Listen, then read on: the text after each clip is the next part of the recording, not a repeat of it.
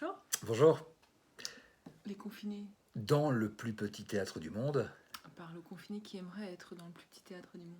Et donc, on sous-titre aussi cette intervention chronique. Mettez de l'art dans votre confinement. Alors vous savez, on n'aime pas trop être dans l'actualité des choses, c'est-à-dire que voilà, on n'est pas là pour vous parler des dernières sorties, si dernières sorties il y a. On préfère plutôt parler des choses qu'on a pu lire, écouter, qu'on a entendues, etc. Mais bon, Parfois ça se croise. parfois ça se croise et donc, hommage. Malcolm, oh oui, oui, Malcolm, de disparaître des hommes. Malcolm, Mais pour beaucoup de gens, c'est pas ça. Ah, Christophe. pour beaucoup de gens, Christophe, c'est pas ça, évidemment. Pour moi, c'est plein de trucs, mais c'était assez impossible pour moi de pas parler de ne pas évoquer cet homme que j'aime vraiment.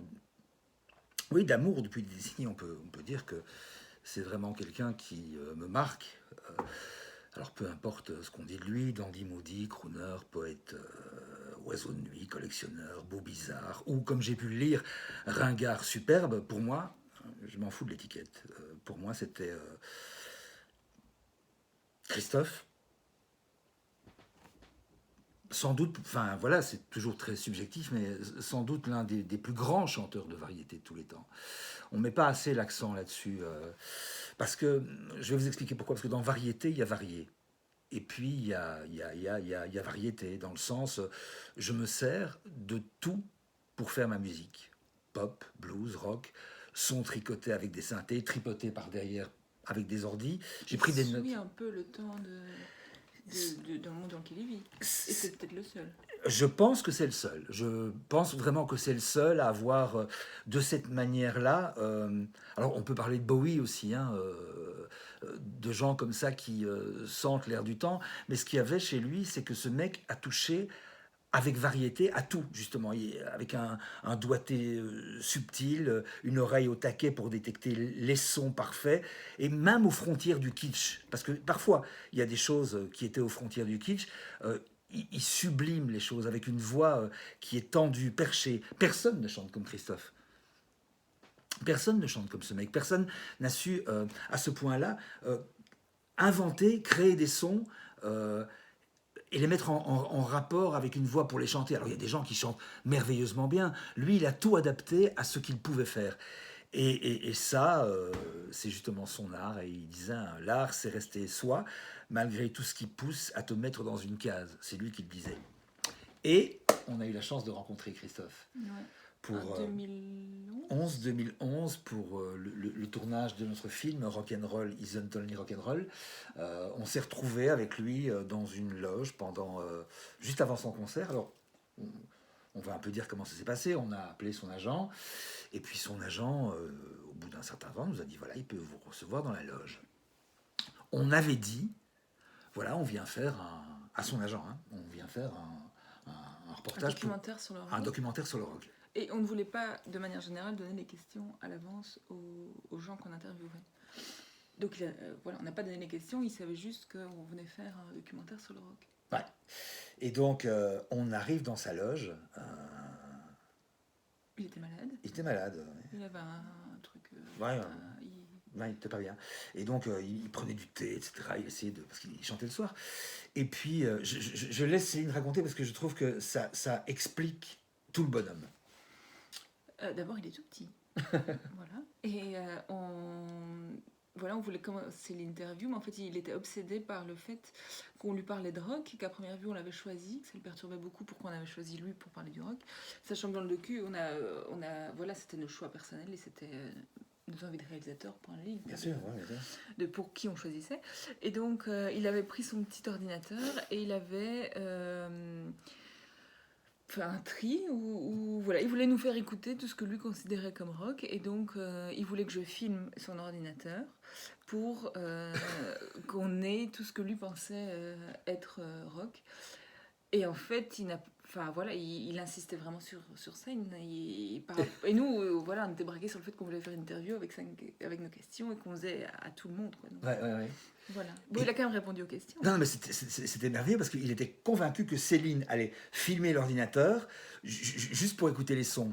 Et donc, il s'est retrouvé face à nous et puis il a dit « Ah bon, mais c'est la première fois qu'on vient me demander mon avis sur le rock. On me demande mon avis sur ma carrière, sur Aline tout le temps. Et il s'est prêté au jeu pendant 20 minutes. À la Christophe, quoi, je vais dire. On a commencé l'interview en disant, je dis on peut y aller. Il dit mais bon voilà, je sais pas où je vais aller. Voilà, je vais me laisser aller. Et ça a donné quelque chose parce que voilà, on a revu cette interview, ça a donné quelque chose d'extrêmement tendre, beau, investi, fâché parfois par rapport à certaines choses quand il parlait de Paris. Et donc voilà, on a dans nos archives une interview de ce bonhomme. Moi perso, j'ai pas attendu les années 2000 et son retour en grâce pour écouter Christophe. Moi, je veux dire, je peux citer plein de trucs. La petite fille du troisième, Voix sans issue, je l'ai pas touché, un peu menteur, La Dolce Vita, Señorita, Succès fou. J'ai tout écouté jusqu'à, je pense, faire chier mes voisins. Et puis Confirme. Oui, parce que je pense que pour les gens de notre génération, ça reste quand même un petit mystère. Ça reste sans doute un mystère, sauf que, quand même, dans les années 2000, il revient avec des albums, deux, Comme si la Terre penchait, Aimer ce que nous sommes, et puis le tout Tu dernier. fais pas bien. Ah, je fais pas bien.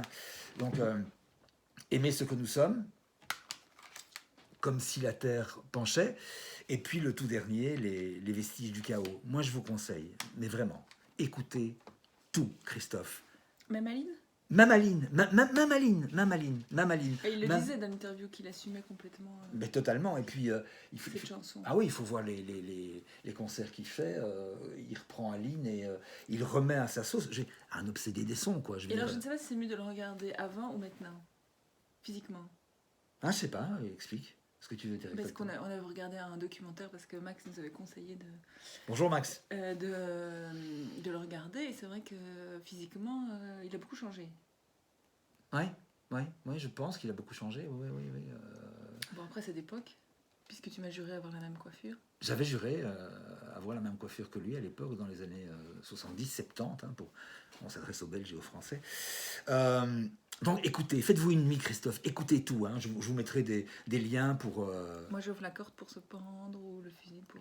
Mais c'est-à-dire que je pense qu'il chante bien une certaine forme de son triste. Oui, mais du coup, on peut faire une petite dose, tu vois.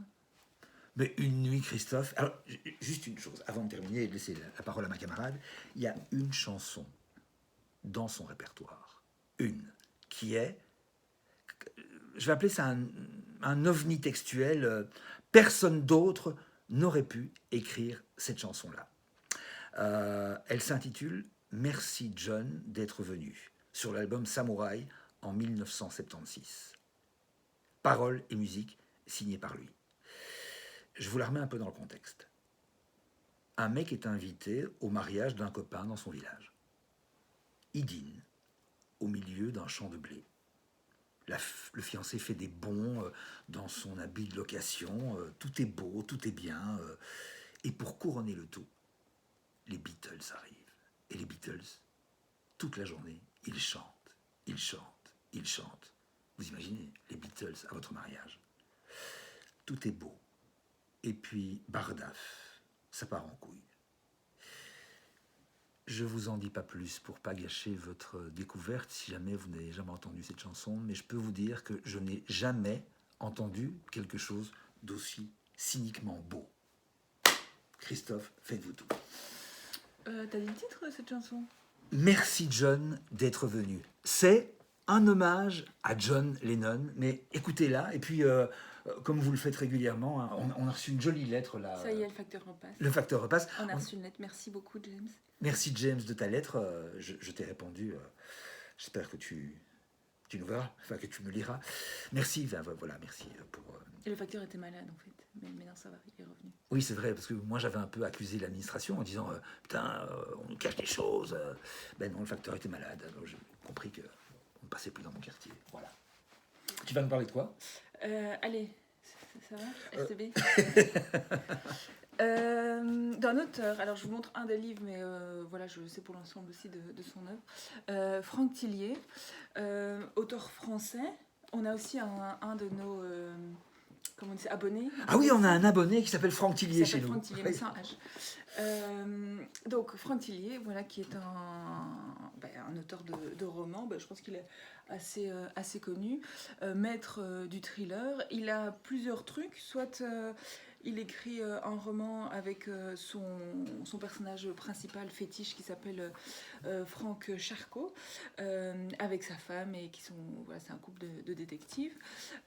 Donc soit il prend l'histoire de ces deux personnes-là qui continuent, soit il prend pas spécialement ces deux personnages et il part dans une histoire. Alors voilà, moi j'ai jamais eu aussi peur qu'en lisant Franck Tillier. Ça fout vraiment les jetons, je trouve. Il trouve des situations, voilà, voilà, parce que bon, généralement dans le polar, parfois ça tourne un peu en rond, on reste sur des situations basiques, classiques, que ce soit au cinéma, en télé, etc. Mhm. Là, je trouve qu'il y a toujours des situations, oui, vraisemblables justement, et du coup on rentre à fond dans le truc.